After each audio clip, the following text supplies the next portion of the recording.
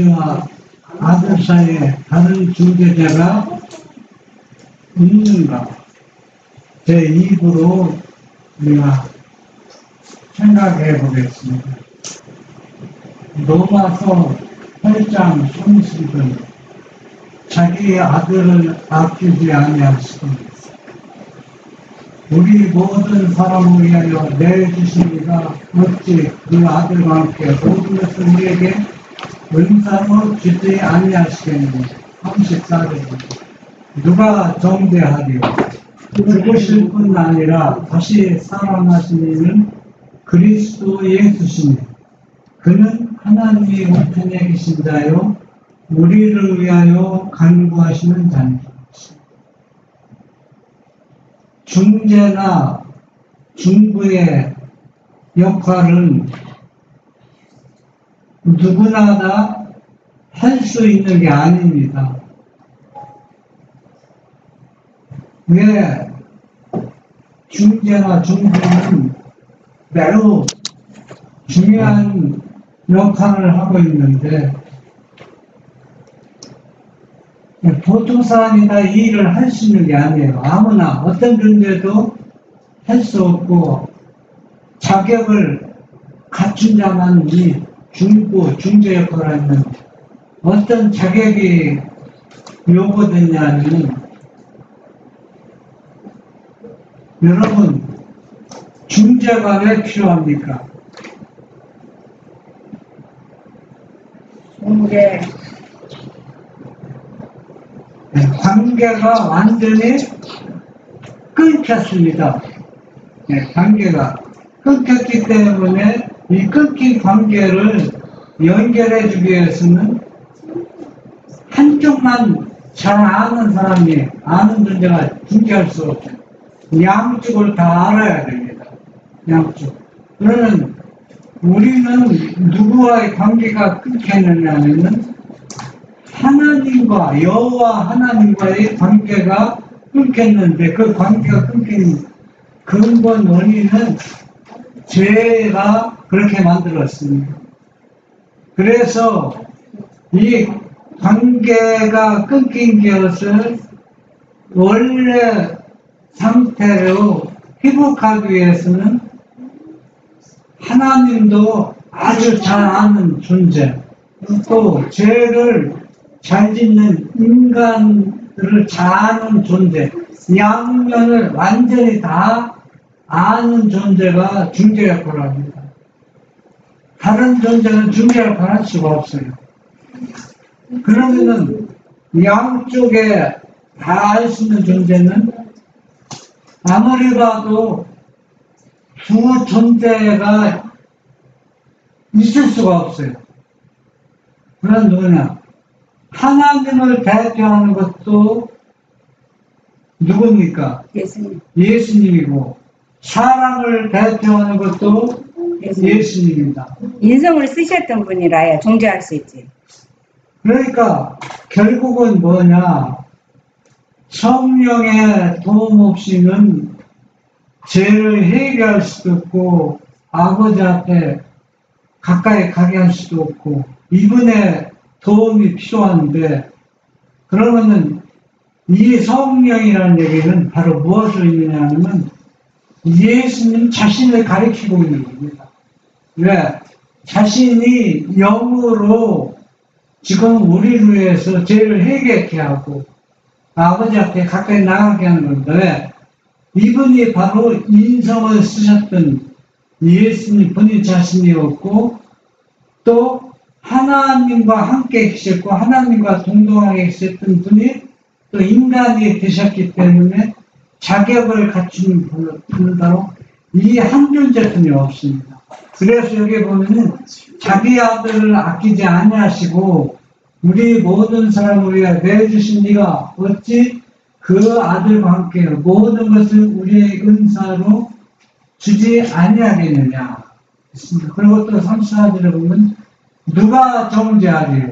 죽으실 뿐 아니라 다시 살아나신 이는 그리스도 예수시니 그는 하나님 우편에 계신 자요 우리를 위해 간구하시느냐.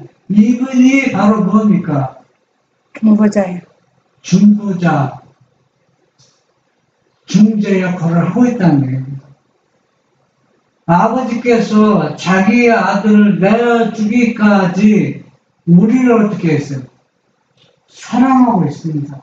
그런데 우리가 죄를 지었다고 누가 정죄하리고, 우리의 죄를 인간이 드셔서 이분이 바로 우리의 모든 죄를 다 가슴에 안고 가신 예수님이 지금 하나님 우편에 계셔서 우리를 위해서 간구하고 있는데 누가 우리를 정죄할 수 있느냐? 아무도 정죄할 수 없다 했습니다. 이거는 누구 때문에? 중부자 때문에 그렇다는 겁니다.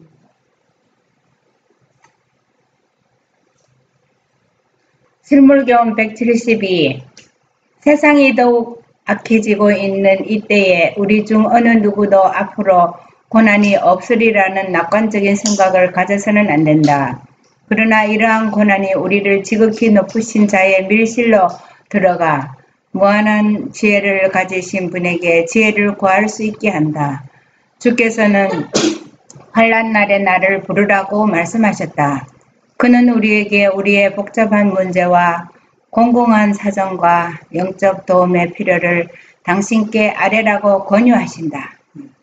예수님이 이 땅에 인성을 쓰시고 이 땅에 오셨을 때 얼마나 핍박과 환난을 몸소 친히 당하시고 이러한 경험하신 이분이 우리에게 말씀하고 있습니다. 앞으로 우리가 죄악은 더 악해지고 부패해져서 더 많은 뭐가 우리에게 핍박이 올 것이다. 그러나 너희들은 이런 핍박과 환난이 올 때 나를 부르라 했습니다.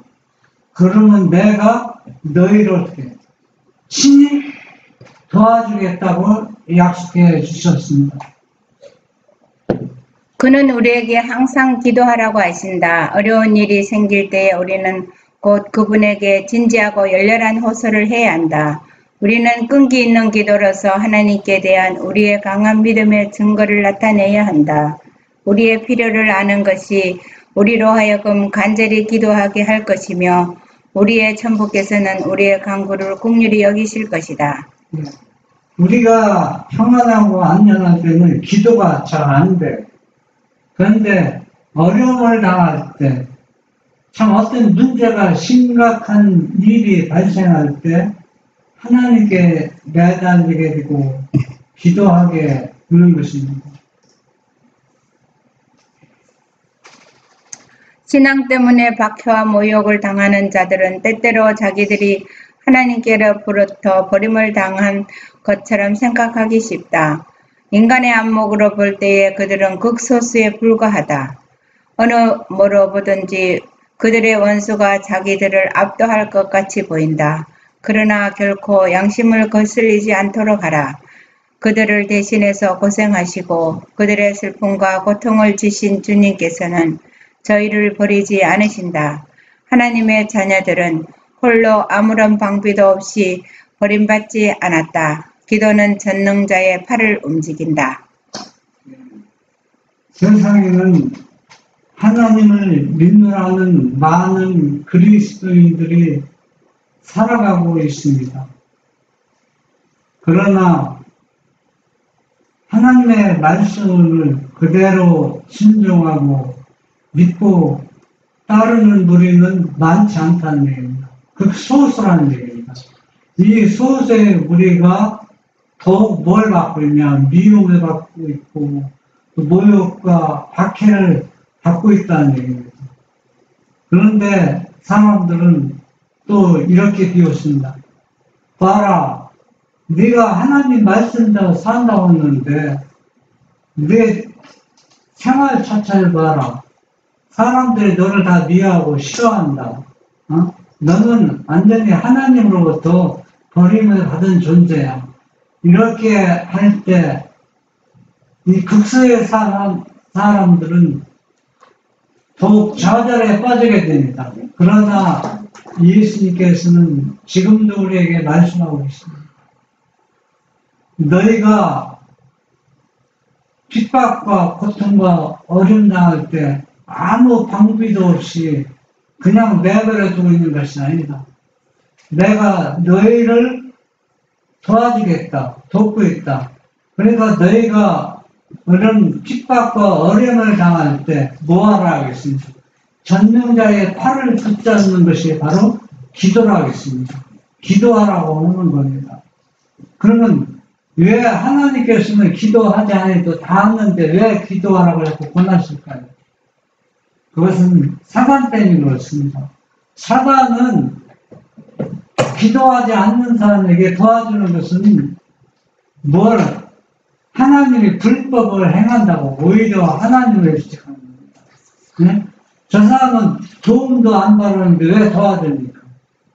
그래서 성경은 때때로 뭡니까? 기도하라고 자꾸 권고하고 있는 것입니다. 우리가 기도할 때 전능자의 팔을 움직이게 한다는 얘기입니다. 기도는 나라들을 이기기도 하며 의를 행하기도 하며 약속을 받기도 하며 사자들의 입을 막기도 하며 불의 세력을 멸하기도 한다. 우리는 저희의 신앙을 위하여 죽은 순교자들을 보고 즉 이방 사람들 진을 물리친 보고를 들을 때 그 뜻을 알게 한다. 한마디로해서 기도는 어때요? 오늘날 만병통치와 똑같은 거예요. 네? 전쟁할 때 이기기도 하고 또 어려운 일을 당할 때 사자들이 올 때도 사자의 입을 막기도 하고 또 하나님의 놀라운 인간으로서는 불가능한 일도 약속을 받게 해서 그 일을 성취되게 하고 또 그 순교자들 통해서 더 많은 빛이 발해서 많은 사람들을 하나님을 믿게 하고 그래서 이런 것들을 통해서 우리는 하나님의 뜻을 다 충분히 알게 하고 널리 퍼지게 하는 것입니다. 보잘것없다고 생각하는 그대들이여 그대들의 사정을 하나님께 맡기기를 두려워하지 말라. 세상 죄를 위하여 하나님께서 그리스도를 통해서 자기 자신을 주셨을 때에 이미 그분은 각 사람의 사정을 담당하셨다. 자기 아들을 아끼지 아니하시고 우리 모든 사람을 위하여 내주신 이가 어찌 그 아들과 함께 모든 것을 우리에게 은사로 주지 아니하시겠느뇨. 우리에게 용기를 주고 힘을 북돋워 주기 위하여 주어진 바 된 당신의 은혜의 말씀을 그분께서 성취시키지 않으시겠는가. 네. 이 말씀을 가감하고 그대로 받아들이지 않고 순종하지 않는 사람들은 지금 당하는 핍박은 핍박이 아닙니다. 큰 핍박을 당할 때 감당할 수가 없어요. 왜 감당할 수가 없느냐. 여기 보면은 자기 아들을 아끼지 않으시고 내어주신 이가 무엇을 우리에게 은사로 주지 않겠느냐.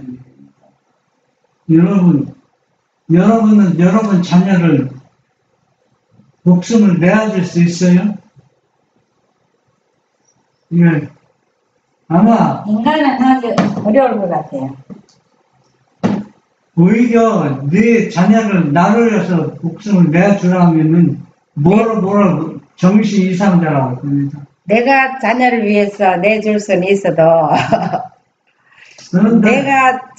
나를 위해서 자식을 오늘날 이게 신학적으로는 이게 이해가 안 되는 얘기예요. 신학적으로 이해가 안 되기 때문에 그냥 이것은 말씀 그대로 믿지 않고 상징적으로 생각하는 겁니다. 상징이라는 얘기는 아들을 내준 것처럼 하나님 우리를 사랑한다는 얘기입니다. 사랑한다. 그런데 상징적으로 믿어야 할 것들이 있고 문자 그대로 믿어야 할 성경 말씀이 있다는 얘기예요. 우리가 그걸 온전히 구별해야 하는데 구별하지 못하면은 나중에 핍박당할 때 다 하나님을 배반하고 떠나게 된다는 얘기예요. 사단의 지배하에서 당신의 유업을 구속하시는 것보다 그리스도께서는 더 바라는 것이 없다. 그러나 우리는 밖에서 오는 사단의 권세에서 구원함을 받기 전에 먼저 안에서 역사하는 그의 권세에서 구원함을 받아야 한다. 주께서는 우리가 세속적인 것과 이기심과 조급함과 비그리스도 품성에서 깨끗함을 받도록 하기 위해 우리에게 시련을 허락하신다. 그 깊은 환란의 물결이 우리를 덮치도록 허락하시는 것은 우리로 하여금 그분이 보내신 예수 그리스도를 알게 하시기 위함이다. 여러분이 쉽게 피어나면은 여러분이 오늘은 내가 아침에 기도하고 아침에 이렇게 말씀대로 순종하고 그렇게 잘 살게 해주십시오. 또 그렇게 살겠습니다. 약속했습니다. 그런데 금방 그 약속이 무너졌어요. 왜 무너졌느냐면은 우리의 품성이 비그리스도인 품성을 완전히 드러나는 겁니다. 드러나기 때문에 그걸 생각하도록 기도할 수 있는 여유를 주도록 시간을 갖도록 뭘 허락하냐면 시험을 허락하신다는 거예요. 여러분이 어려움 나올 때는 여러분 마음이 무슨 비그리스도인 품성이 드러났다고 생각하면 돼요.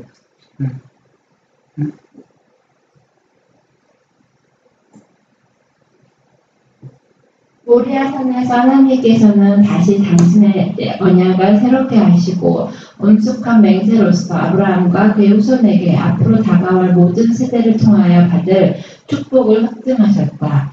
여호와께서 이르시기를 내가 나를 가리켜 맹세하노니 네가 이같이 행하여 네 아들 네 독자를 아끼지 아니하였은즉 내가 네게 큰 복을 주고 네 씨로 크게 성하여 하늘의 별과 같고 바닷가의 모래와 같게 하리니 내 씨가 그 대적의 문을 얻으리라. 또 내 씨로 말미암아 천하 만민이 복을 얻으리니 이는 내가 나의 말을 준행하였음이니라. 아브라함에게 네 사랑하는 독자 이삭이 어떻게 해야만 제가 말씀을 드리지 않겠습니다. 여러분이 잘 아는 내용입니다. 그런데 이런 귀한 독자 아들을 뭐로 바치라? 제물로 바치라. 아브라함은 뭐를 잡아서 제물로 많이 들었어요? 양을 잡아서 제물로 드렸는데 양을 잡는 것 같이 네 아들 독자를 나를 위해서 뭐를 바치라? 내게 제물로 드리라. 그러면 그때 아브라함이 아들이 우상이 돼 있나? 여기 보면은 우상이 되어 있는 게 아니라 아들을 너무 사랑했나 보지? 사랑한 게 아니라 시험에 걸려 넘어졌잖아요. 하나님을 불신했잖아요. 불신했기 때문에 사단 잡고 걸고 넘어지는 겁니다.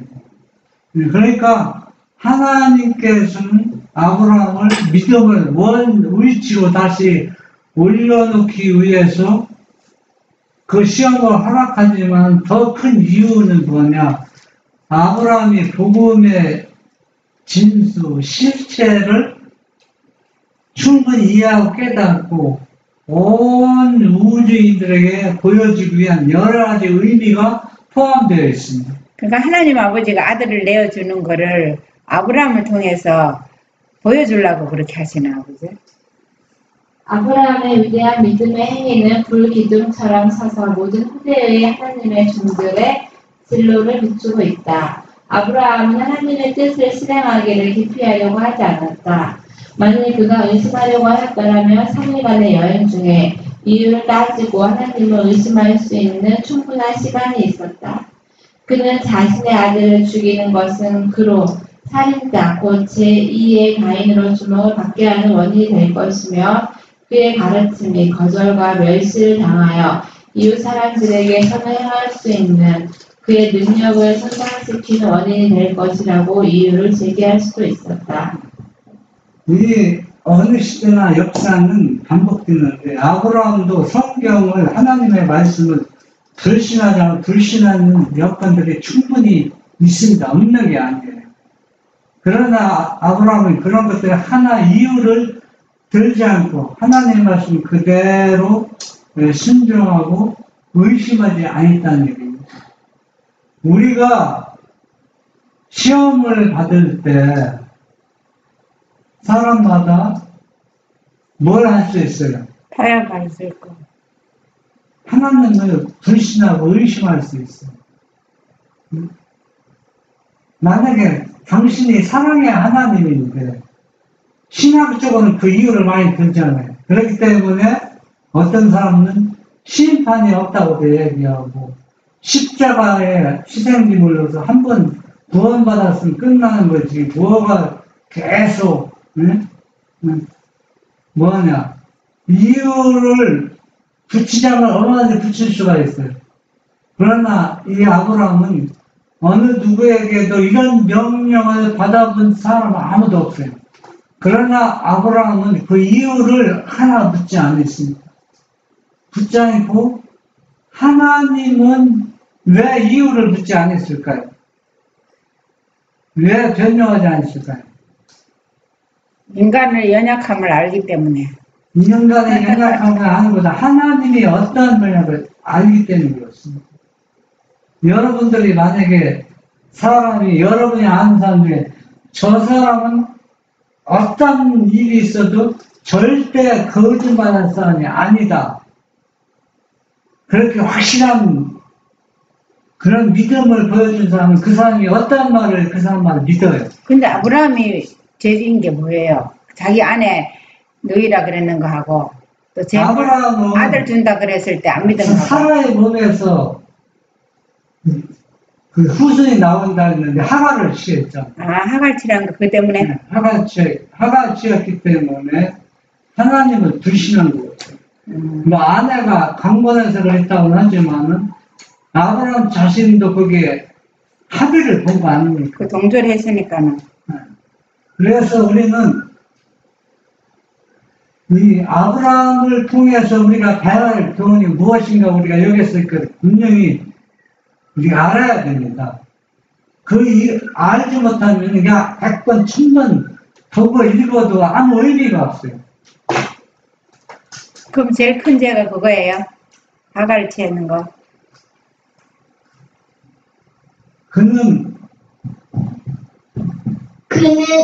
또한 나이를 이유로 순종의 의무에서 면제되어야 한다고 감정할 수도 있었다. 그러나 그는 그 어느 것을 핑계로 피난처를 찾고자 하지 않았다. 아브라함도 인간이었고 그의 애정과 애착도 우리의 그것과 같았다. 그러나 그는 이삭을 죽임을 당하는 약속이 어떻게 훔쳐질 수 있을 것인가 하는 의문을 가지고 머뭇거리지 않았다.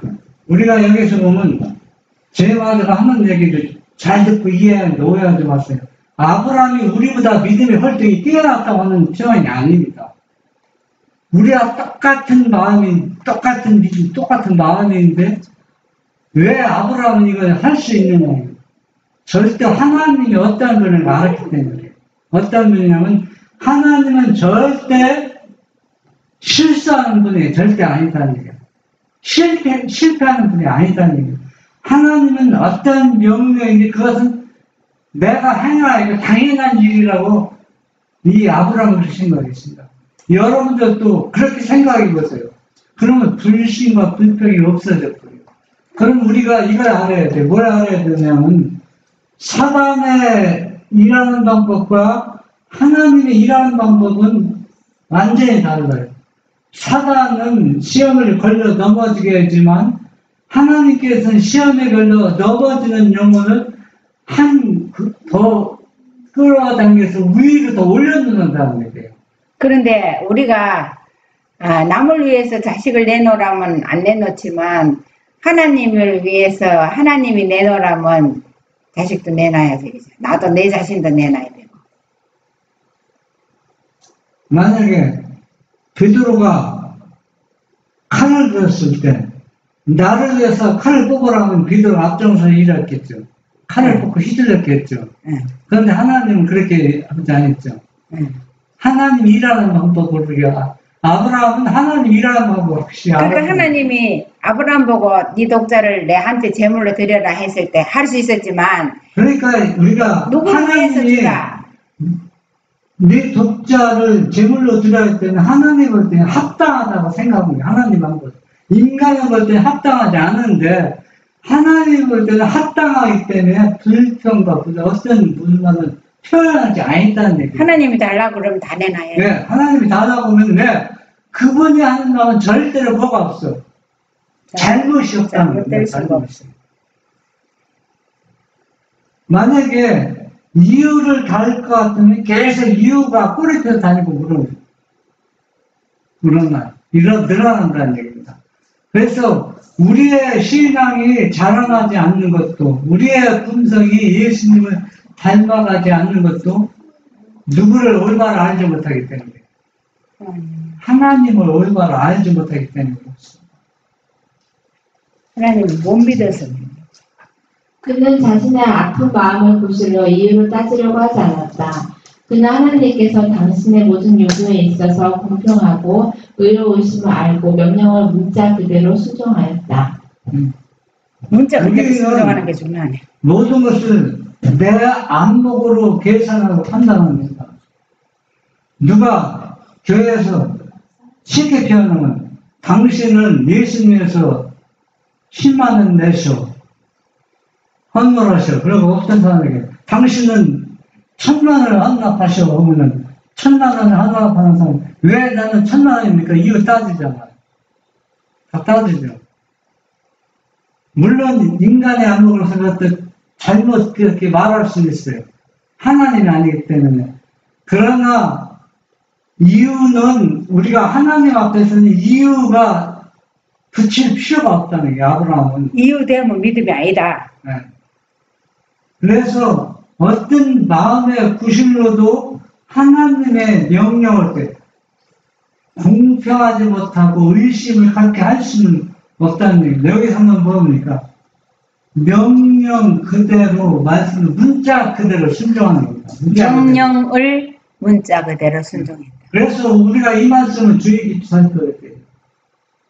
성경에 나오는 것은 상징적으로 많이 있고 또 말씀을 의인화시키는 거 있습니다. 의인화시킨 게 있잖아요. 뭐 나무들이 네가 왕이더라고 나야들 앉아 그런 것도 있고 실자 문자를 믿어야 할 것도 있습니다. 문자 그대로. 그런데 그런 것들도 우리가 여호와 하나님을 올바로 그런 것들 다 올바로 이해하게 된다는 얘기입니다. 그러니까 하나님의 아들이라 그러는 말을 문자 그대로 믿지 않고 그냥 그렇게 하는 것도. 문자 그대로 믿지 않으면은 뭐 어떤 결론이 나오냐면은 여러분 사랑이라는 게 내가 누구 지나가는 사람을 사랑한다고 사랑이 됩니까? 아니요. 진짜 내 자식이 아니면 관계가 성립되지 않는 사랑은 사랑이라고 표현할 수가 없어요. 이게 아들이기 때문에 아들이라고. 그래서 내가 아들을 아끼지 않고 내가 주었다. 내가 그만큼 너희를 사랑하는데 이걸 문자 그대로 믿지 않으면 하나님이 사랑이라는 얘기가 다 거짓말이 됐잖아요. 그래서 이거는 심각한 것을 초래하고 있는데 사람들은 그 이유를 깨닫지 못해요. 깨달으면 그렇게 믿겠어요. 못 깨닫는다는 얘기입니다.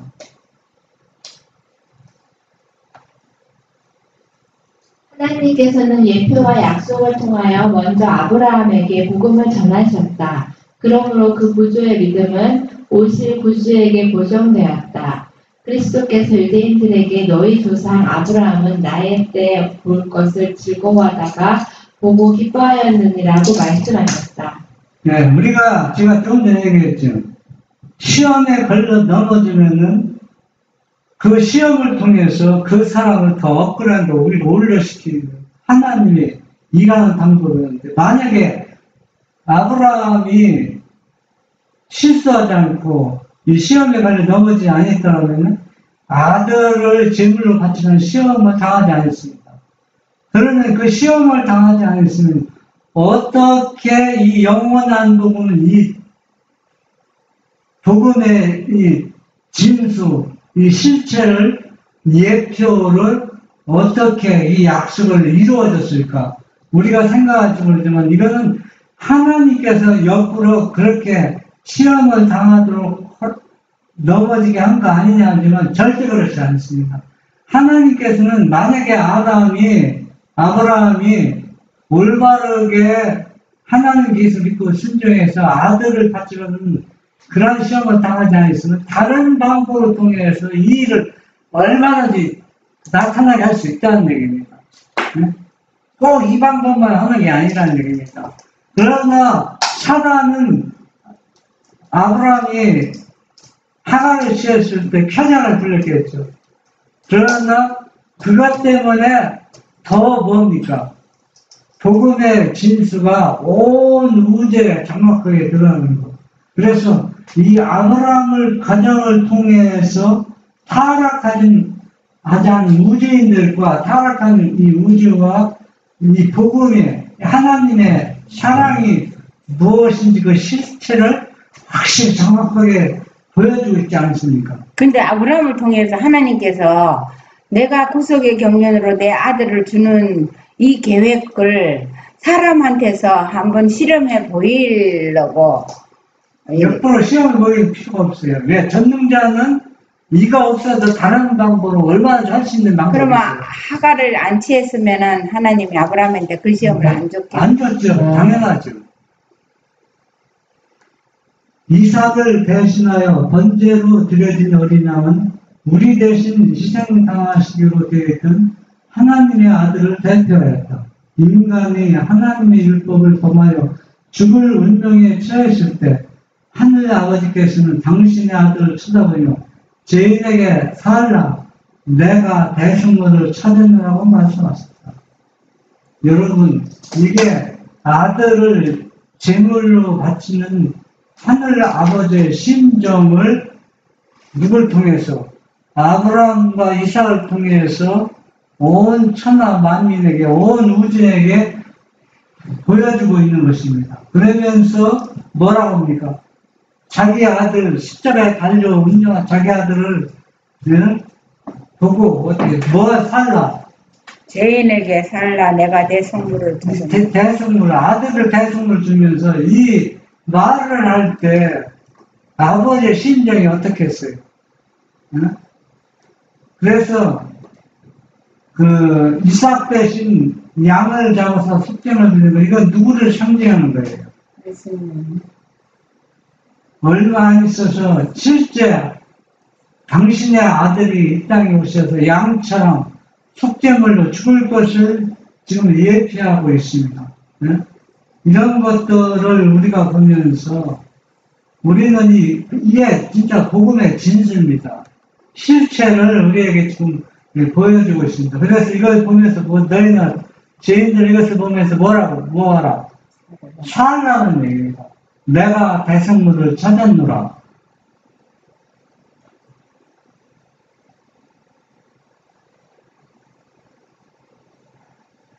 하나님께서 아브라함에게 그의 아들을 죽이라고 명령하신 것은 그의 믿음을 시험하는 동시에 복음의 실제를 그의 마음에 새겨주기 위함이었다.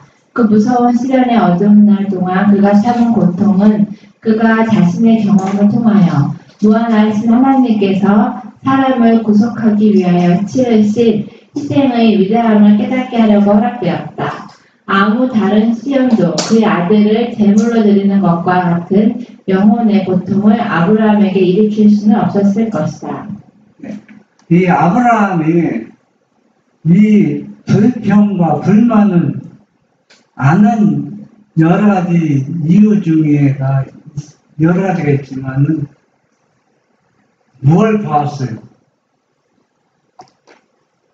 믿음을 가지. 믿음으로 계시를 통해서 하나님의 아들이 인성을 쓰시고 이 땅에 내려와서 핍박받으며 조롱받으며 멸시받으며 가시면류관 쓰고 하나님을 믿노라 하는 지도자들로부터 핍박을 받으면서 십자가를 달리는 장면은 이 아브라함을 보았다는 얘기입니다.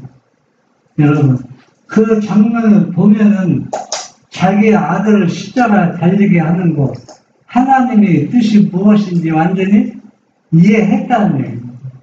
그래서 이 사실이 복음의 실체를 아브라함이 먼저 뭡니까? 경험하고 이것들을 온 우주인들이 바라보게 해서 지금 누구를 나타내고 있느냐면 아버지가 죄인들을 구원하기 위해서 지금 어떤 일을 하고 있는 것들을 완전히 이 아브라함 가정을 통해서 보여주고 있는 것입니다. 그러면 그렇다고 해서 아브라함이 고통이 없습니까? 말할 수 없겠죠. 말할 수 있는 고통을 갖고 있어요. 만약에 이스마엘을 드리라 그러면 이스마엘을 드리라 그러면 이스마엘은 핑계치 나갔을까요? 이스마엘은 재물들 자격이 있으면 없잖아요. 재물은 예수님을 아브라함이 하갈을 통해서 낳은 아들. 온전한 재물이 되어야잖아요. 이스마엘은 되었다면 이스마엘은 뿌리치고 도망갔죠. 이삭처럼 팔에 떨리는 아버지 손을 도와서 자기 자신을 묶겠어요?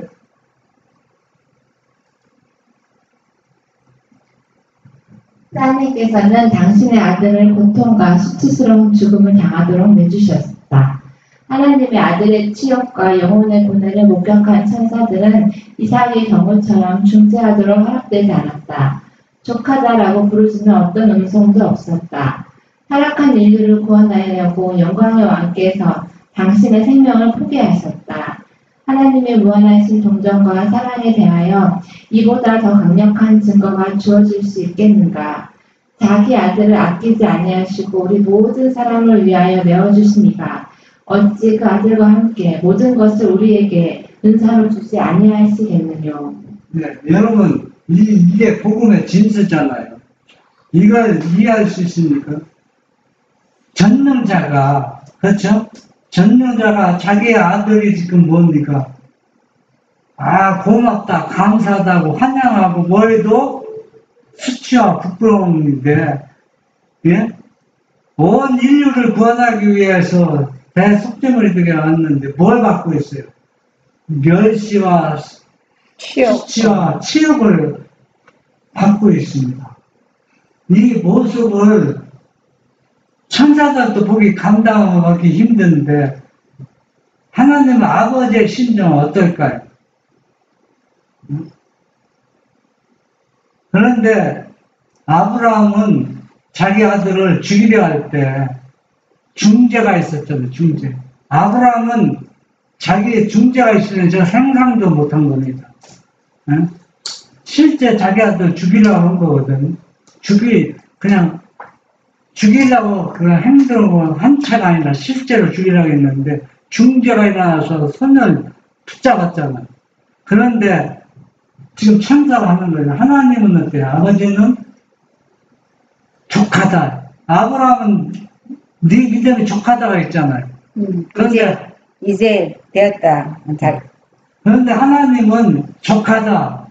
예수님을 십자가에 지지 않아도 된다. 내려왔을 때는 중재하는 손길이 없었다는 얘기입니다.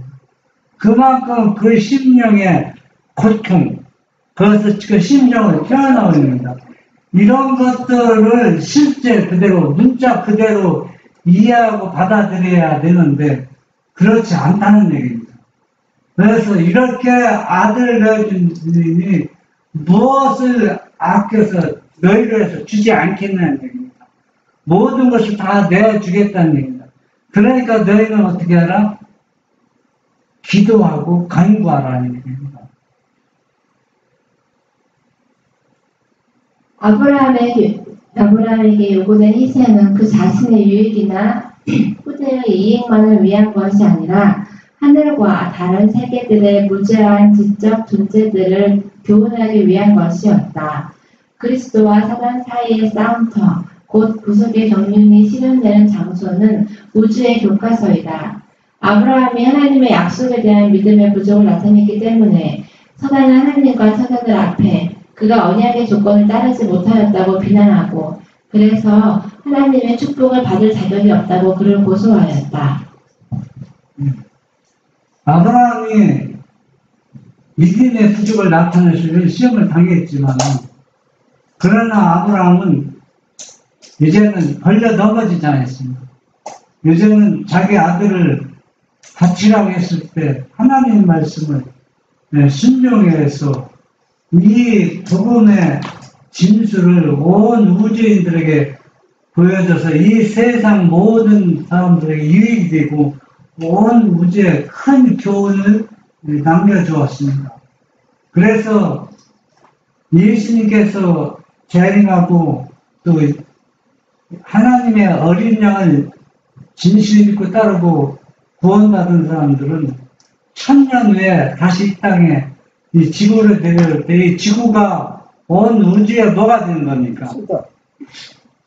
수도가 되는 겁니다. 이만큼 이 땅에서 이루어진 구속사업의 위대한 그 엄청난 그 위대함을 다시 얻습니다.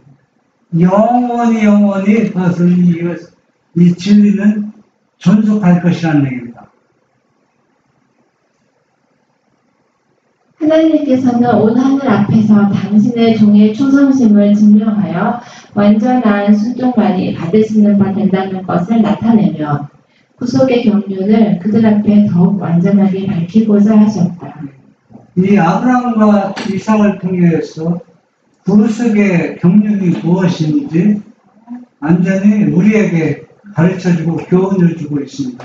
그래서 우리는 성경 말씀은 하나님의 명령은 99%만 순종하는 것이나 100% 완전히 아브라함처럼 순종이 필요되어야 하나님의 그 경륜을 우리가 올바로 이해할 수 있다는 얘기입니다.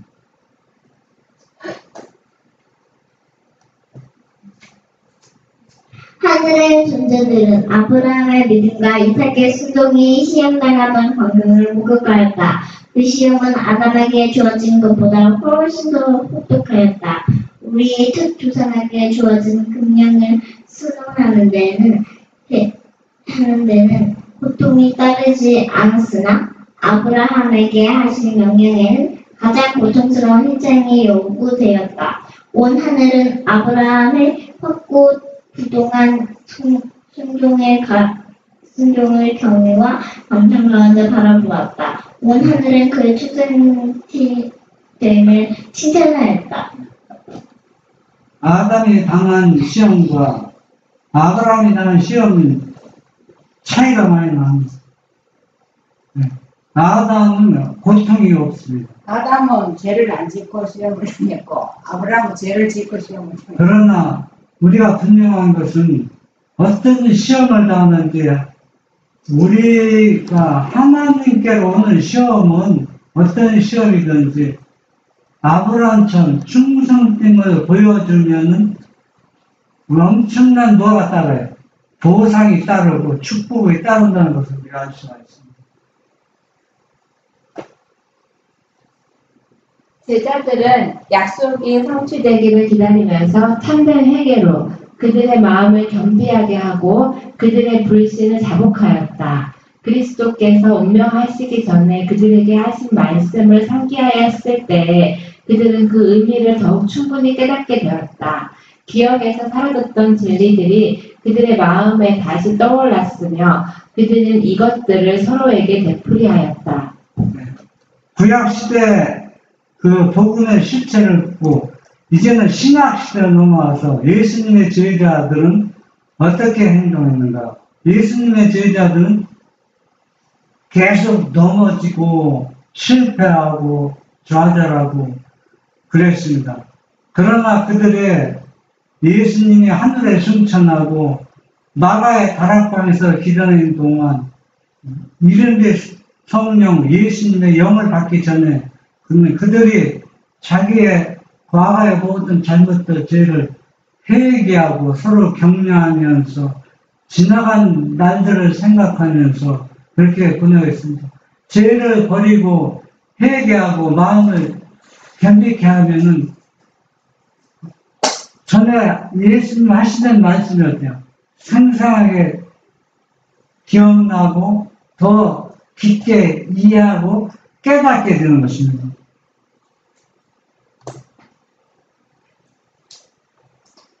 그들은 구주를 오해한 자신들을 택하였다. 그리스도의 경이로운 생애의 장면들이 마치 행렬처럼 그들 앞에 스쳐 지나갔다.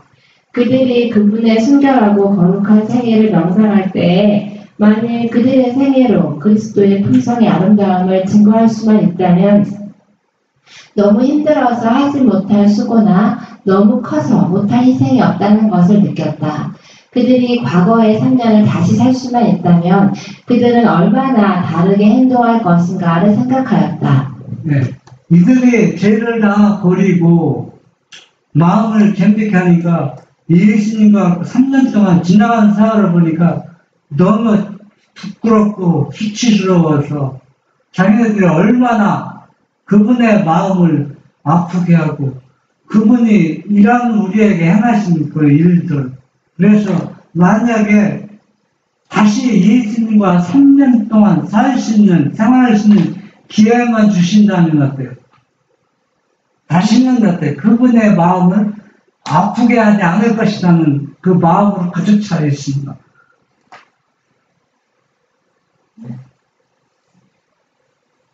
만일 그들이 주님을 다시 볼 수 있다면 얼마나 깊이 주를 사랑하는지를 보여드리고자 얼마나 열심히 노력하였을 것인가. 그리고 불신의 말과 행동으로 항상 주님을 슬프게 한 일에 대하여 얼마나 진실되게 뉘우쳤을 것인가. 그러나 그들은 용서를 받았다는 생각으로 위로를 받았다. 그들은 가능한 한 세상 앞에 담대히 주님을 시인함으로 그들의 불신을 숙제하고자 하였다. 이들의 이른뒤에 성령을 받기 전에 그 마음의 자세를 표현하고 있습니다. 이들이 3년 동안 그분의 마음을 아프게 하고 슬프게 하고 했던 것들이 이제는 그런 것들이 뭡니까? 다시 그분과 함께 생활할 수는 있다면 절대로 이제는 그렇게 과거처럼 그분을 아프게 하지 않고 그분에게 충심을 다해서 일하겠다는 그 다짐을 가지고 모든 그 불신 때문에 마음이 아팠지만 그들이 의도받는 것은 내 죄들, 우리의 죄들 다 용서받았다는 확신한 그 받고 그들이 큰 위로를 받았습니다. 이럴 때 이들이 뭘 받았습니까? 늦은 비를, 이른 비를 받았다는 얘기입니다. 그래서 오늘은 아브라함 가정과 또 예수님의 제자들 생애를 보면서 오늘 우리들은 어떤 자세로 살아가야 되는가? 이건 바로 매우 중요합니다. 한 지나간 역사가 아니라 이 역사는 계속 반복돼서 우리 시대로 이루고 있습니다. 그래서 우리는 과거는 생각하지 않고 예수님이 지금처럼 과거는 모든 것을 어린 양이신 예수님의 십자가 통해 우리의 죄를 다 용서해 주셨다는 확신을 우리가 갖고 이제는 제자들이 이른 비를 받기 위해서 죄를 버린 것처럼 우리는 늦은 비를 받기 위해서 우리는 우리의 죄를 다 버리고 경계해서 우리가 그분의 영을 받고 우리가 일을 해야 되는 겁니다. 그래서 오늘 여기 계신 분들은 제자들이 다락방에서 가졌던 그 마음가짐으로 우리는 예수님을 다시 우리가 일할 수 있는 우리 자신을 다 바쳐서 일할 수 있는 그런 기회가 온다면 우리는 그분에 의해서 목숨을 버린 한이더라도 충성스러운 진짜 그리스도인 또 하나님의 자녀가 되시길 바랍니다. 아멘.